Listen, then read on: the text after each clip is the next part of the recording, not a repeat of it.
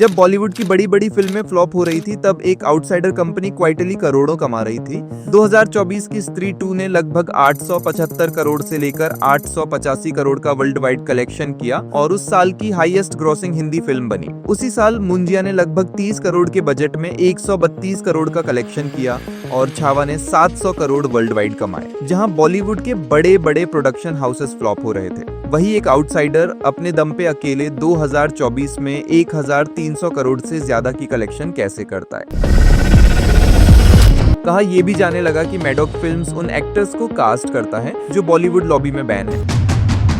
हाल ही में एक न्यूज आती है। In India, you may have heard of Karan Johar's Dharma Productions. He sold 50% of his company for 1,000 crore rupees.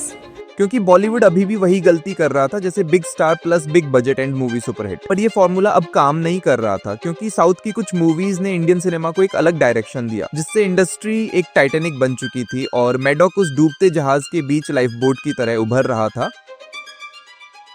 2004 में जब Dinesh vision अपनी बैंकिंग की नौकरी छोड़कर बॉलीवुड में एंटर करते हैं, 2005 में वो सैफ के साथ को प्रोड्यूस करते हैं बीइंग साइरस, जो एक डार्क कॉमेडी फिल्म थी, और 2009 में वो सैफ के साथ मिलकर इल्यूमिनेटी फिल्म स्टार्ट की और उनकी पहली रिलीज लव एज कल सुपरहिट रही, जिसके गाने आज 2026 में भी सुपरहिट हैं, लेकिन क्रिएटिव डिफरेंसेस के चलते वो दोनों अलग हो जाते हैं और इसी क्लैश से जन्म हुआ मैडॉक फिल्म्स का। क्योंकि जहां सैफ स्टार ड्रिवन फिल्में करना चाहते थे और दिनेश कंटेंट बेस्ड एक्सपेरिमेंट पर जोर दे रहे थे, 2015 के बाद ऑडियंस तेजी से बढ़ने लगी क्योंकि 2016 में आया जियो, जिसने चीप डाटा और ग्लोबल कंटेंट घर घर तक पहुंचा दिया। यही नहीं बल्कि सडनली इंडियन ऑडियंस अब ओटीटी में शिफ्ट हो रही थी, जिससे इंडियन ऑडियंस को पता चला कि बॉलीवुड अभी भी उनको वही घिसी पिटी और कॉपी फिल्में चिपका रहा है। और यही एंट्री मारी मैडॉक फिल्म्स ने, क्योंकि मैडॉक को पता था कि अब बिग स्टार से ज्यादा कंटेंट मैटर करता है और मैडॉक ने इसी गैप को फील किया और इसका जीता जागता एग्जाम्पल हिंदी मीडियम है,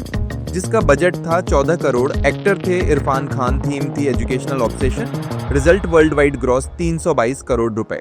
इस स्मॉल बजट फिल्म के सक्सेस के बाद मैडॉक को लगा कि वो अब राइट ट्रैक पर है। बेसिकली मैडॉक की फिल्में 3 स्ट्रेटेजी पर काम करती हैं। पहला, कॉस्ट इफेक्टिव प्रोडक्शन। कंपनी का कंफर्ट जोन है 20 से 50 करोड़ रुपए बजट, रिस्क लो रहता है और आरओआई हाई।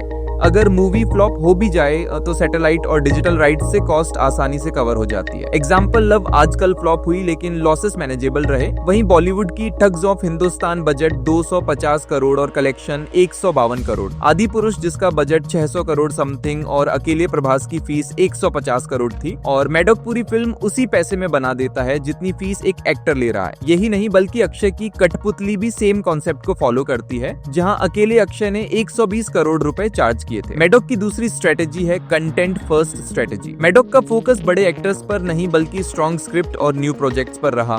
रिजल्ट बदलापुर, बाला और छावा फिल्म्स, जिन्होंने बिना किसी बड़े एक्टर्स के भी बॉक्स ऑफिस पर आग लगा दी। हर कहानी रिलेटेबल थी, जहां छावा ने हिस्ट्री, लेगेसी और सैक्रिफाइस वाली इमोशंस को एक्सप्रेस किया। बाला ने इनसिक्योरिटी और ब्यूटी स्टैंडर्ड्स पर फोकस किया। ऑडियंस कनेक्ट असली और गहरा था। वहीं दूसरी तरफ बॉलीवुड की कई ग्लॉसी लेकिन खोखली फिल्म्स जैसे ठग्स ऑफ हिंदुस्तान और आदि पुरुष कनेक्ट हो चुकी थी। मैडॉक की तीसरी स्ट्रेटेजी है जॉनर डाइवर्सिफिकेशन, जहां बड़े बड़े प्रोडक्शन हाउस बायोपिक्स और रीमिक्स तक सीमित रह गए। वहीं मैडॉक ने हर बार नया कॉन्सेप्ट इंट्रोड्यूस किया। Horror comedy, Stree, rom com, Luka Chuppi, social drama, Hindi medium, heartbreaking, Shiddat और भेड़िया। हर बार नया जॉनर और हर बार ऑडियंस सेगमेंट कैप्चर। बाकी बॉलीवुड अपनी जाल में फंस गया। डायरेक्टर्स का रेफरेंस पॉइंट पहले की फिल्म का सीक्वल बना। रिजल्ट रेस 3 और 0 बड़े नामों और भारी मार्केटिंग के बाद भी ऑडियंस से कनेक्ट नहीं कर पाई। ऑडियंस जिसने बॉलीवुड को रिजेक्ट किया वही पुष्पा, कांतारा और केजीएफ जैसी रीजनल फिल्म्स को ब्लॉकबस्टर बनाया। मैडॉक ने इसी को वेपन बना लिया,